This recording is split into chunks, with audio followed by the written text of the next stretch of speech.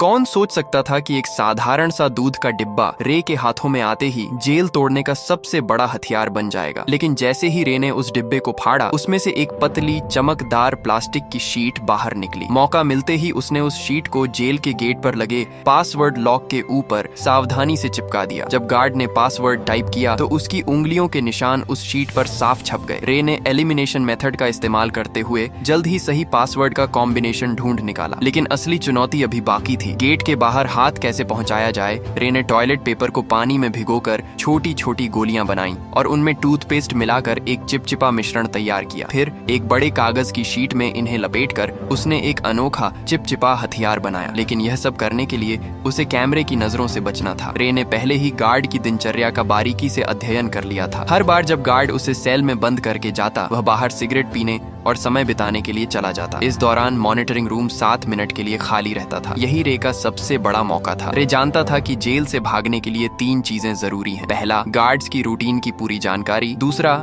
Jail के ढांचे का सटीक अंदाजा। और तीसरा, बाहर किसी भरोसेमंद साथी का होना। रे ने पहले 2 चीजों पर पकड़ बना ली थी। उसने जेल के पास एक कमजोर जगह भी ढूंढ निकाली थी, एक फायर स्टेशन जो जेल की दीवार से सटा हुआ था। रे के पास ब्लैक सेल की लोकेशन का भी पता था। सब कुछ दिमाग में सेट करने के बाद उसने अपने प्लान को अमल में लाना शुरू किया। उसने जानबूझकर एक कैदी पर हमला कर उसे घायल कर दिया। जैसा उसने सोचा था वैसा ही हुआ। गार्ड्स ने उसे सजा के तौर पर ब्लैक सेल में डाल दिया। जब गार्ड खाना देने आया, रे ने चुपके से कागज की गोली छोटी खिड़की के ताले में डाल दी, जिससे वह आसानी से खुल गई। पासवर्ड सिर्फ 4 अंकों का था, जिसे रे ने चुटकियों में क्रैक कर लिया। ब्लैक सेल से निकलते ही उसने मॉनिटरिंग सिस्टम को हैक कर 1 मिनट पुराना फुटेज चला दिया ताकि गार्ड्स को कुछ पता न चले। इसके बाद उसने फायर स्टेशन से जुड़ी वेंटिलेशन पाइपलाइन को खोज निकाला। जब गार्ड्स सिगरेट पीने में व्यस्त थे, रे उस पाइप के रास्ते रेंगता हुआ बाहर निकल गया। बाहर उसकी साथी पहले से ही तैयार थी। उसने एक छोटी कार में विस्फोट कर दिया, जिससे फायर अलार्म बज उठा। गार्ड्स ने सीसीटीवी फुटेज चेक की,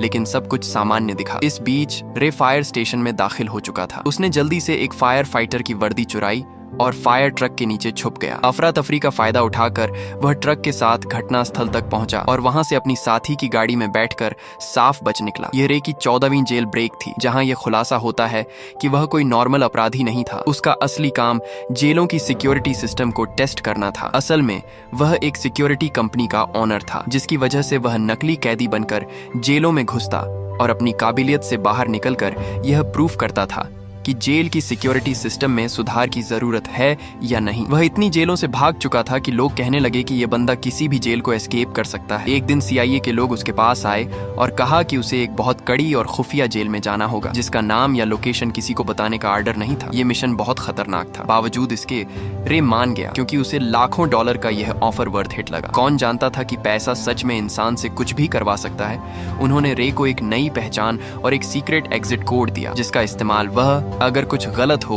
तो भागने के लिए कर सकता था। जाने से पहले उन्होंने उसके शरीर में एक ट्रैकिंग डिवाइस भी लगाया। जल्दी ही वह दिन आ गया जब उसे जानबूझकर अरेस्ट होना था, लेकिन अचानक कुछ लोगों ने उसे अगवा कर लिया और इलेक्ट्रिक शॉक दे दिया। इससे पहले कि उसे कुछ समझ आता, उन्होंने उसके हाथ से ट्रैकिंग डिवाइस को निकाल दिया और उसे बेहोश कर दिया। जब उसकी आंखें खुली तो उसने खुद को एक अजीब सी जेल में पाया, जिसमें हर रूम कांच का बना हुआ था और वहां हर जगह कैमरे थे। उसके आसपास सभी कैदियों को भी ऐसे ही 24 घंटे सुपरविजन में रखा गया था। ये जेल पूरी तरह से हवा में लटकी हुई थी, जिससे कोई भी कैदी जमीन खोदकर भागने का सोच भी न सके। यह देखकर रे को तुरंत समझ आ गया कि वह एक बुरी सिचुएशन में फंस चुका है। वहां से जितना जल्दी हो सके निकलने के लिए उसने सीक्रेट कोड बोला, लेकिन जेल का जेलर एक टेढ़े दिमाग का आदमी निकला। उसने बिना कुछ सुने रे को फिर से बंद कर दिया। अब यहाँ ये राज सामने आता है कि जेलर किसी ऐसे आदमी से मिला हुआ था जो रे का दुश्मन था। कुछ देर बाद उसने देखा कि यहाँ के गार्ड्स पूरी तरह से हथियारों से लैस हैं और चेहरे पर काले मास्क लगाकर घूमते हैं, और गार्ड्स की संख्या भी कैदियों से कई ज्यादा थी, जिसकी वजह से उनका जब मन करता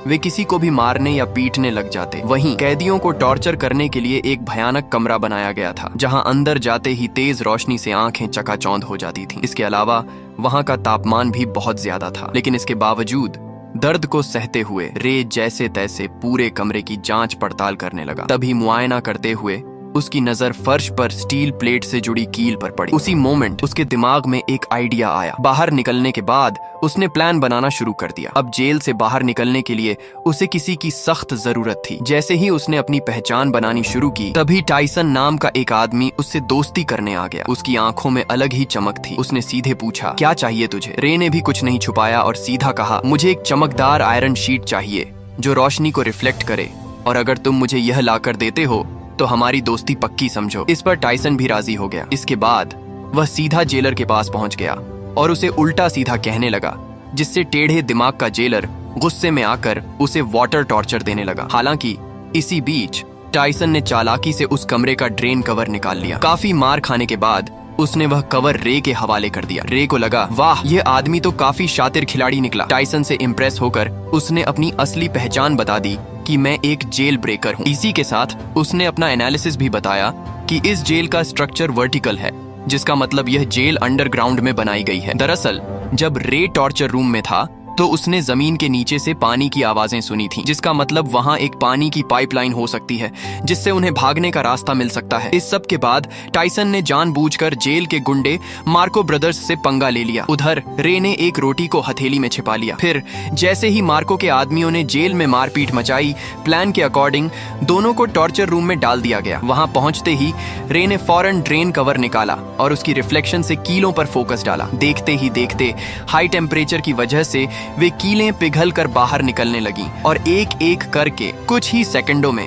उसने सभी को निकाल लिया। फिर उसने रोटी का टुकड़ा मुंह में डालकर टाइसन को इशारा किया ताकि वह गार्ड का ध्यान अपनी तरफ खींचे। इसके बाद टाइसन ने अपना काम शुरू कर दिया, जिससे जेलर का ध्यान उसकी तरफ चला गया। वहीं रे ने तुरंत गीली रोटी को सीसीटीवी कैमरे पर चिपका दिया ताकि अंदर की फुटेज न दिखे। फिर वह फ्लोर से नीचे उतर गया और पाइपलाइन में चढ़ते हुए आगे बढ़ने लगा, लेकिन बदकिस्मती से रास्ते में गलती से एक तार टूट गया, जिससे पानी बाहर आने लगा। आखिरकार जब वह ऊपर पहुंचा तो उसके पैरों तले जमीन खिसक गई, क्योंकि यह जेल जमीन के नीचे नहीं बल्कि समुद्र के बीचों बीच पानी की एक विशालकाय शिप में थी, जहां से भाग पाना नामुमकिन था। इस बीच पानी लीक होकर जेल के अंदर भरने लगा, जिसकी वजह से टॉर्चर रूम के कैदियों को रिहा कर दिया गया। खुशकिस्मती से रे गार्ड्स की नजरों से छिपकर समय पर वापस आकर बच गया। हालांकि दूसरी ओर एक नई मुसीबत उसका इंतजार कर रही थी। दरअसल जेलर को फर्श पर छोड़ी गई कीलें मिल गईं, जिससे वह समझ गया कि रे ने जेल तोड़ने की कोशिश की है। उसके बाद उसने फौरन एक आदमी को कॉल लगाया, जहां यह राज खुला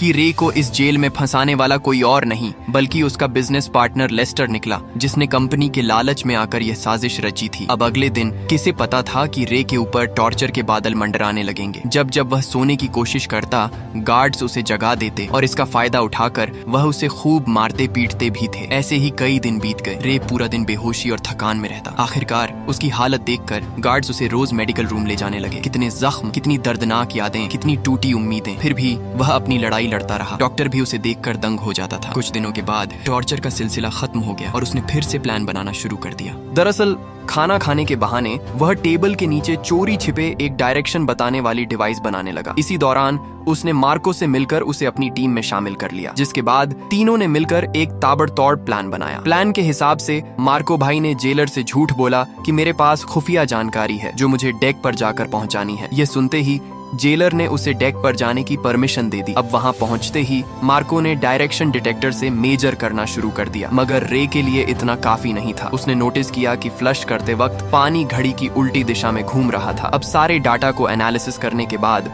उसने कंक्लूड किया कि वह अभी नॉर्दर्न हेमिस्फेयर में है। फिर एक नए आए कैदी से पूछने पर पता चला कि अभी नवंबर का महीना चल रहा है। इसके बाद रे ने अपने बॉडी टेम्परेचर को ध्यान में रखकर अनुमान लगाया कि वहां का तापमान जरूर मोरक्को तट के आसपास का होगा। इतनी मशक्कत के बाद आखिरकार अंत में जाकर उन्होंने क्लियर लोकेशन का पता लगा ही लिया। हालांकि लोकेशन पता होने के बावजूद वे वहां से निकलते भी तो कैसे? तभी टाइसन ने कहा कि अगर हम किसी तरह से बाहर मौजूद मेरे आदमियों तक मैसेज भेज सकें तो हमें यहाँ से निकलने से किसी का बाप भी नहीं रोक सकता। उसकी बातें सुनकर रे को लगा कि इस जेल का डॉक्टर शायद उसकी मदद कर सकता है। उसके बाद उन्होंने एक प्लान बनाया जिसके अकॉर्डिंग टाइसन ने जानबूझकर रे पर हमला कर दिया जिससे वह डॉक्टर के पास जा सके। ऐसे ही कई दिनों तक रे बीमार होने का नाटक करके रोजाना डॉक्टर के पास जाने लगा। डॉक्टर को भी रे का दर्द बर्दाश्त नहीं हुआ और वह उसकी मदद करने के लिए राजी हो गया। अब यहाँ यह खुलासा होता है कि दरअसल डॉक्टर भी यहाँ उम्र कैद की सजा काट रहा था, इसलिए उसने रे को उसके परिवार से मिलाने का वादा किया, जिसके बाद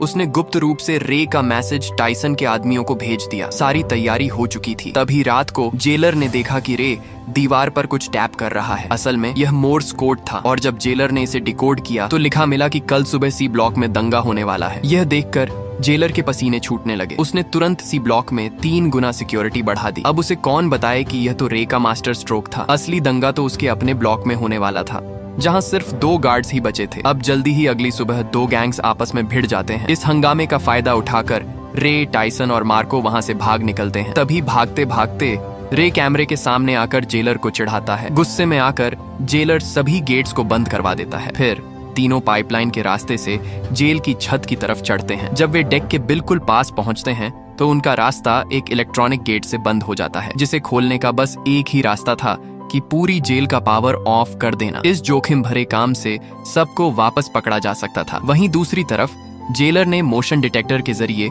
उनकी लोकेशन ट्रेस कर ली और फिर सारे गार्ड्स उनके पीछे लग गए। तभी भागने के दौरान मार्को को गोली लग जाती है। वह समझ जाता है कि उसका जिंदा बचना अब मुश्किल है, इसलिए वह अपने साथियों को भागने को कहता है और अकेले गार्ड्स को रोकता है। जैसे तैसे रे नीचे पावर रूम तक पहुंचकर पूरे शिप का पावर ऑफ कर देता है और ऊपर गेट खुलते ही टाइसन तुरंत डेक तक पहुंच जाता है। खुशकिस्मती से वहां हेलीकॉप्टर भी पहुंच चुकी थी, लेकिन टाइसन के मजबूत इरादों की वजह से वह रे को अकेला छोड़कर जाता भी तो कैसे। उसने मशीन गन उठाई और सामने आने वाले गार्ड्स पर गोलियां चलानी शुरू कर दी। वहीं दूसरी तरफ रे छुपकर पानी के एक टैंक में घुस गया जहां उसे ढूंढ पाना मुश्किल था। यह देखकर जेलर ने तुरंत आदेश दिया कि शिप को दोबारा रिस्टार्ट करो, जिससे जिस पानी के टैंक में रे छुपा था वह अपने आप फ्लश होने लगा, जिससे रे फौरन समुद्र में जा गिरा। रे का दिमाग देखकर जेलर के तो होश ही उड़ गए। वहीं इधर टाइसन ने एक बंदूक उसकी तरफ फेंकी। रे ने तुरंत कैच किया और कुछ गोलियां फायर कर दी,